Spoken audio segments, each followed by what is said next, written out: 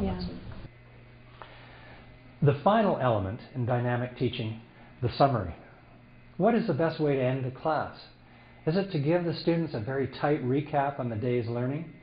Or alternately, is it to leave them with some unresolved question that will compel them to come back to the next episode with sharpened curiosity?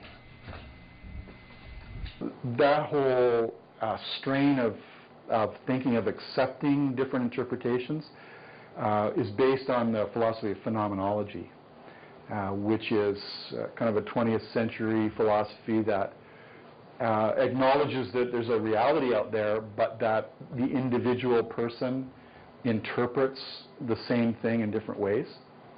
And phenomenology actually honors the fact that people have different subjectivities. So, you know, that all has to come into play.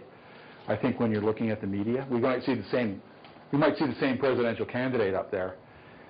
And because of our own background, our own life experiences, we might say, I love that Obama guy, but somebody else might say, oh, he seems really insincere to me, reminds me of somebody, I couldn't vote for him. Same guy, different interpretations. What does it exclude? Well, we have a multicultural nation. It's excluded that entirely from that stereotype. Another book that leapt off the shelf, The Dark Side of the Nation. So there's a number of essays in here on multiculturalism, Canada, and gender. And a number of you noticed that it was a male Canadian and a loner, right? Another book that just seemed to fall into my hands, National Identity in Canada and Cosmopolitan Community. And a number of you identified that there's an assumption here that there's a pristine wilderness that everyone has access to. And what about urban Canadians? This one by Neil Basunda, Selling Illusions, The Cult of Multiculturalism. So you can see there's a real just from looking at the titles, lots of points of views on Canadian identity and what is it to be a genuine Canadian. And finally, hidden in plain sight, contributions of Aboriginal peoples to Canadian identity and culture. Tons of books on the stacks about Canadian identity if you wanted to take that issue of stereotypes and ask the question, what is a Canadian? And you'd have to start narrowing in then. So thanks everybody for your participation.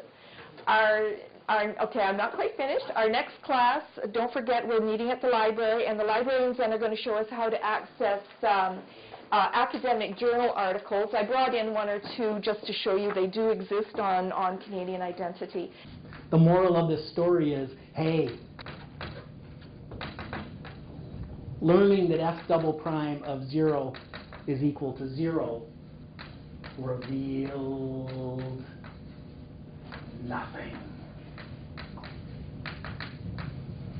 I always tell them that the first rule of show business and teaching is you always leave them wanting more. Yeah. And so if I can leave them thinking about something, I love to do that because I know they'll come back. He'll be like, okay, and you're going to do this, you're going to do this, but I'll show you what's going to happen tomorrow. And he'll leave it at that, and you're kind of like, oh, well, now I want to know what happens to this question. I want to know what happens. Which is kind of weird to know, because you don't think about that when you think about calculus or math. You're not all excited and suspenseful to come back next class.